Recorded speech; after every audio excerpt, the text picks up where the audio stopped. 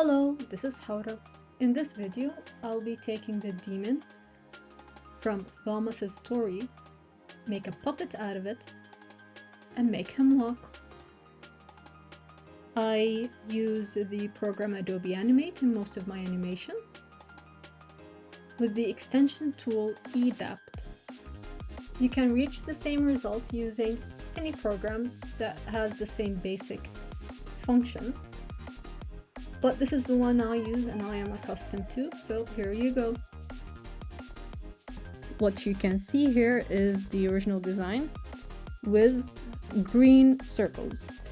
These green circles that will be popping up throughout the whole process are gonna pinpoint the origin of a joint. In this case, we have the origin of the shoulder, the elbow, and the wrist. What I do then is that I make each circle, I create each circle into a symbol. In a symbol, you can do multiple stuff. They can be reused over and over again, and they can be edited at any time.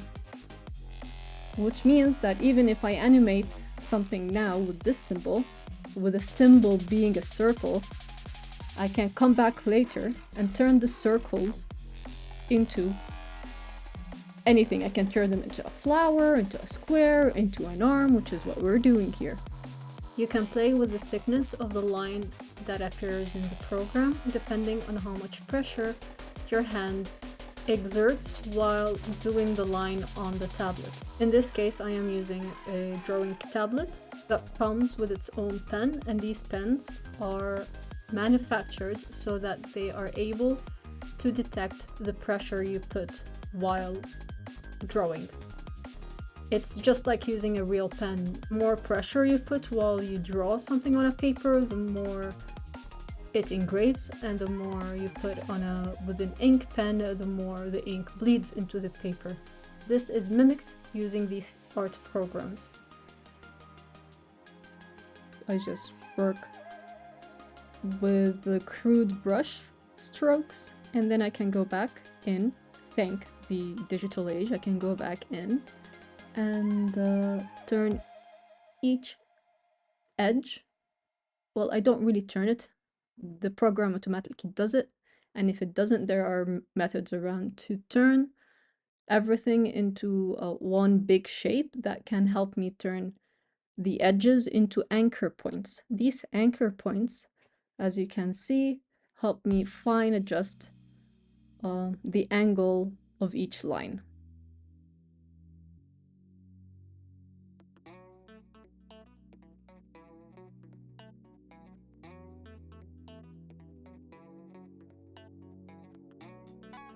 For instance, here we have an artwork with an index finger up, and then I go ahead and do a one that looks like I destroyed the first image and created this new image with the finger down, with the index down. I didn't really destroy anything. I just created another artwork within the same symbol, and this way I can, at any point of the animation, I can choose between the image with the finger raised or the finger down. That is the beauty of symbols.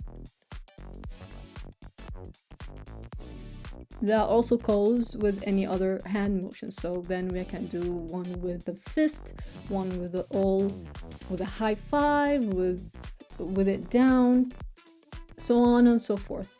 The limits are your imagination and your time constraint.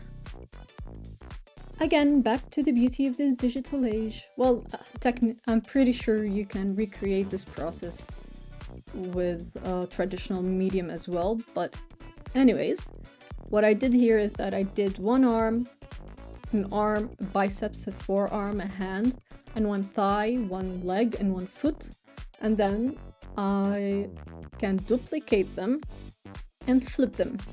That means that any adjustments I do to any one, if I do an adjustments to the right hand, it'll automatically be updated in the left hand as well, so on and so forth with every single one. Here It's not very clear, but I will be doing it again. So if I move the arm, as you can see in this bit over here, then the hand also follows, and I can turn it around without having to draw this myself every single time. It's not very visually clear at this point, but I have already connected these symbols together so that if I were to move the foot, the leg would follow along, and the thigh, and so on and so forth. It's now, I don't want to call it automated, but it's think of it like having a doll in your hand. I created the doll with the joints, and now this puppet, this is exactly why they're called puppets, and this puppet now moves along. When I pull the arm, the hand moves with it, and if I pull the thigh, the leg moves with it. And once I connect all of this design with the chest and a torso and a head and a neck, then through the movement of the hip I can move the entire design all together through only one simple movement.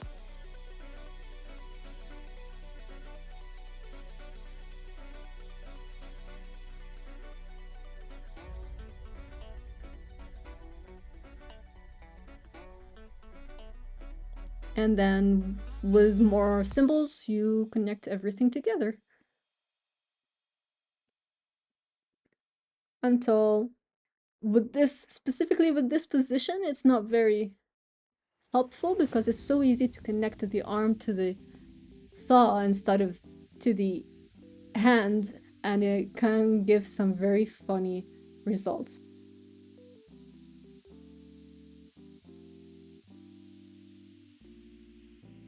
But they're also very easy to fix, so it's not a big deal.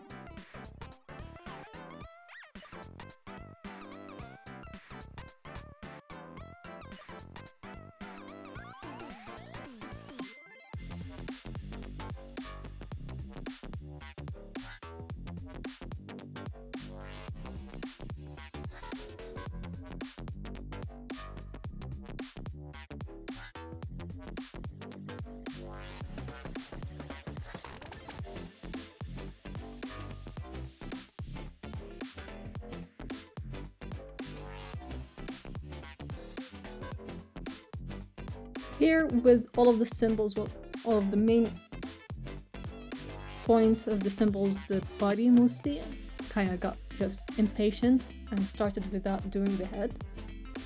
But I come back to it later, so again, not a big deal, but I just wanted to make sure that everything works. And yep, and here we go. I made it stand up eventually. And it's just a matter of pulling all of these symbols, or in this case the limbs, to a position where it makes sense as the demon stands up.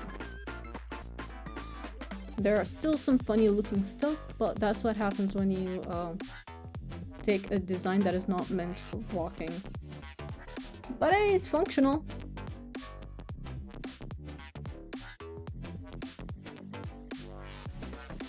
Alright, here comes the exciting part, making it walk.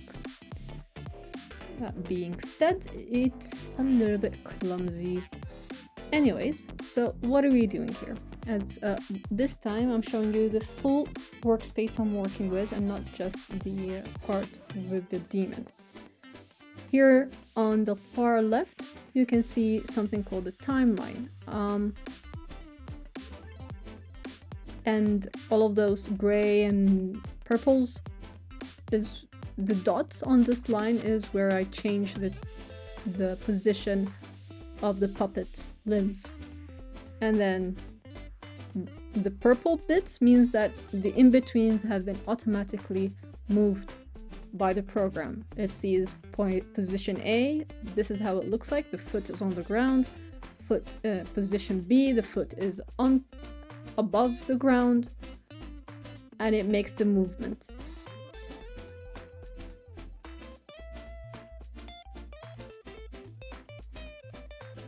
I have a little sketch on top of it just to remind me what I want to do with the legs and how to position them.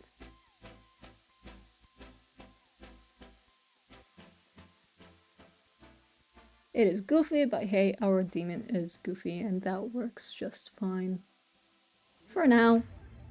The beauty in this thing is that I can always go back and fine-tune anything that I find that is not working. Perhaps that connection between the leg and the ankle is just not what I like. Doesn't look good. Then I can go back in and fix these parts. And I can also give multiple artwork for the same limb. So now the foot is facing towards us, which is awkward. It gives us that goofy look. And I can go in to the symbol of the foot and make a second artwork that faces sideways, and that will make all of this look a bit more natural. I don't really do it in this version, but you can see the difference in artwork with the next version of the demon walking.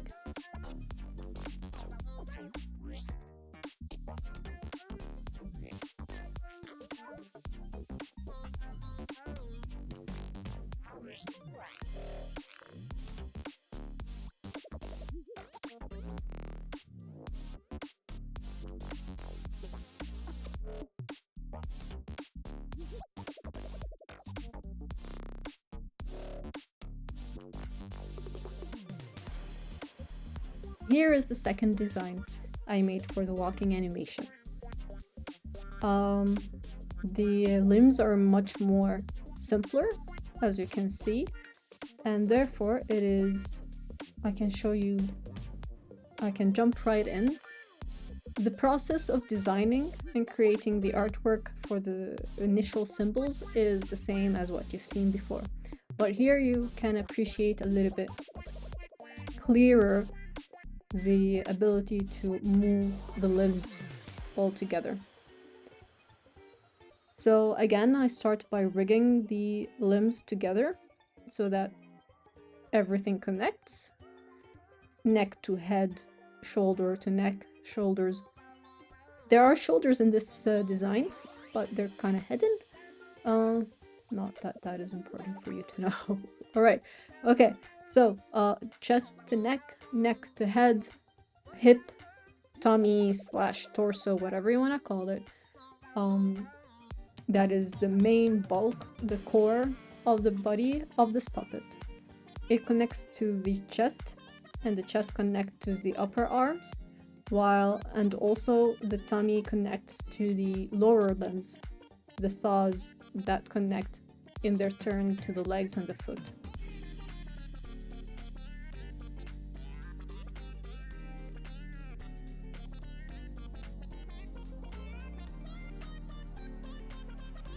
And now the puppet is being positioned to move.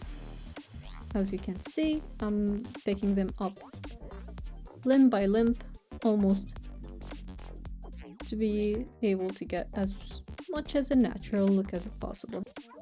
And here in the screen, you can see how the symbol, right now I'm clicked on the leg, has multiple artworks. And the tummy has multiple artworks. And what else? The foot has a front viewing and a side viewing artwork. And this way I can just simply change them according to my needs. Since this puppet is going to be moving sideways rather than towards the front, then I'm putting all of the artworks to the side view.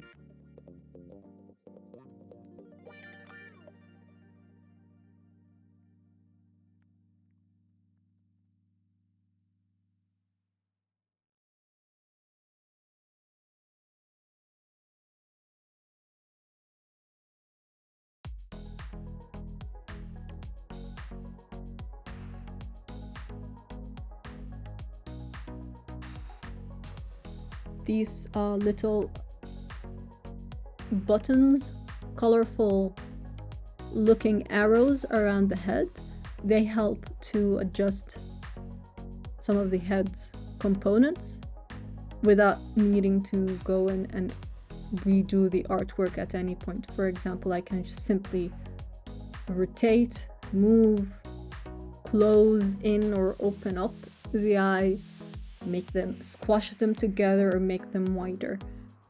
They don't do everything, but for what they can do, they're amazing, and they help take off a lot of the stress of drawing every single size and having that at the ready. And there are multiple mouths.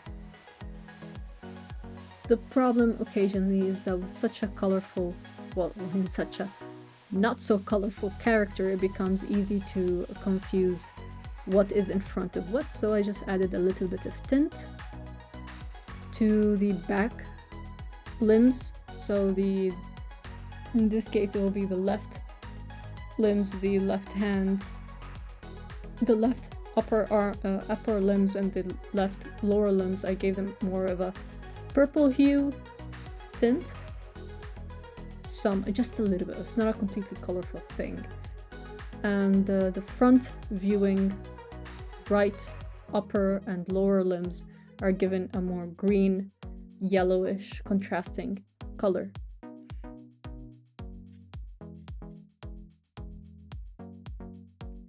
And that's it. I'll just continue picking up and moving the puppet, and every time I change its position, I make a new, it's called a keyframe. You can see it in the left side. You can see them as these dots on the white.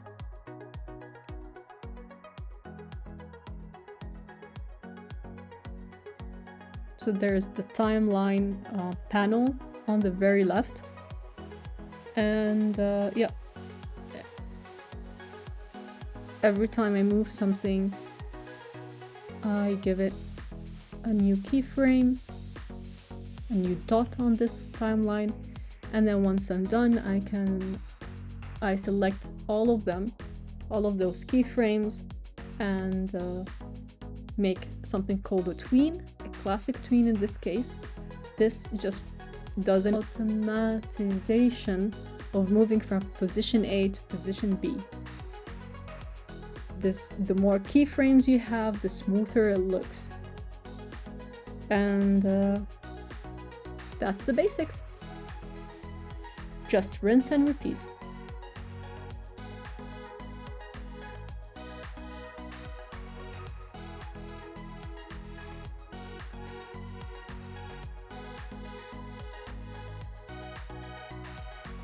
And that sums it up. This has been a tour on the technical side of what programs I'm using and what am I doing, what are the logic behind the methods. For now, enjoy these two versions of the demon walking side by side.